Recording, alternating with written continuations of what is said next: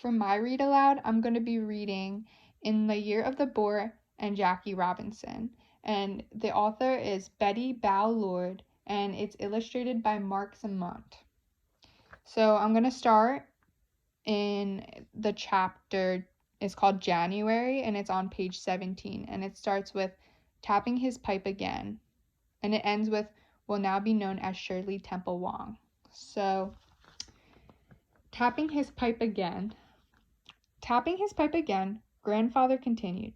As you know, my youngest son's wife and daughter will be leaving us this week.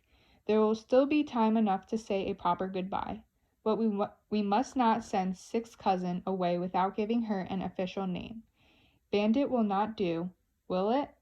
No, shouted the House of Wong. So tell me, my child, do you have a preference? I, grandfather. Who else? Bandit looked to the rafters, as if a hint might be hidden there. Everyone waited quietly. Finally she replied, Grandfather, since I am going to America, I would like an American name. Some nodded approval. Others shook their heads. An American name? Grandfather stroked his white beard. Then he said, American name it is. Now everyone nodded approval. Bandit clapped. Fourth cousin did too. My dearest friend, Bandit thought, I wish you were going with us. Again she felt sad. Any suggestions, my child? Grandfather asked. She had not been prepared for that. Everyone knew she did not speak English, but if she admitted it now, everyone would enjoy a big laugh just the same. She looked at the rafters again. I must know an American name, she thought. I must. Suddenly, one came to her. How about Uncle Sam? She shouted. All laughed until some cried. Bandit felt that her face was as red as a fried lobster. Grandfather came to her rescue. I myself do not care for the sound of it. How about something more melodious? Think. She must know another American name. Then it came to her. Yes, that was it. Everyone loved her movies. She was just about the most famous movie star in all the world. Shirley Temple. For a minute, no one moved. Then Grandfather applauded. Then so did everyone else. Grandfather tapped his pipe once more, calling the clansmen to order. Straining his back, he pronounced the official words. I, as patriarch, do hereby advise my clansmen that my sixth grandchild, the 33rd member of the House of Wong, now living under the ancestral roofs, and one of the 39th generation registered in the clan book, will now be known as Shirley Temple Wong. So my next excerpt is the chapter May, and it starts on page 76, and it starts with, that afternoon, Mrs. Rapport. Okay. That afternoon, Mrs. Rapport had a teacher's meeting, so she dismissed Shirley with the rest of the class.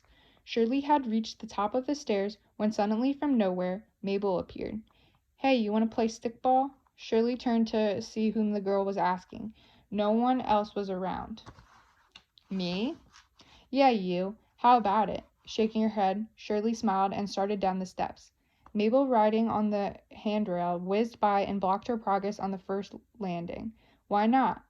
Dumb hands, no, can catch. Shirley slipped past and continued on, only to find the way blocked again on the second landing.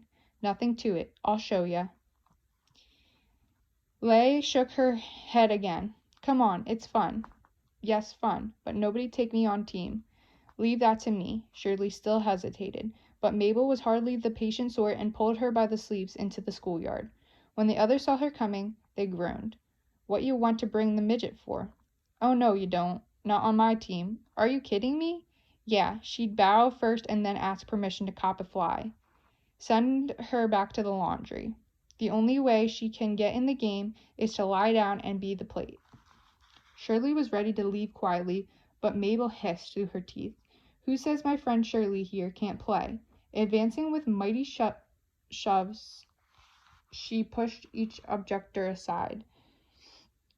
You spaghetti snot, you Kushner creep, you damp drawers, you brown blubber, you dog breath, you Puerto Rican coconut. Mabel was most persuasive, for everyone named now twitched a shoulder to signal okay. That's what I thought. and as captain, I get first pick and Shirley's it. When the sides were chosen, Mabel pointed to a spot by the iron fence. Shirley, you play right field. If a ball comes your way, catch it and throw it to me. I'll take care of the rest. Where you be? I'm the pitcher. Pitcher? Ah, forget it. Look for me. I'll be around. Resisting the temptation to bow, Shirley headed for her spot. So I picked the first excerpt because I thought it was significant that Bandit's Chinese relatives were helping her pick an American name, and the relatives are accepting that although Bandit is Chinese, she will also be becoming an American. I picked the second excerpt because I felt that it was significant that Bandit, now called Shirley, was bonding with her American classmates after months of not feeling like she belongs.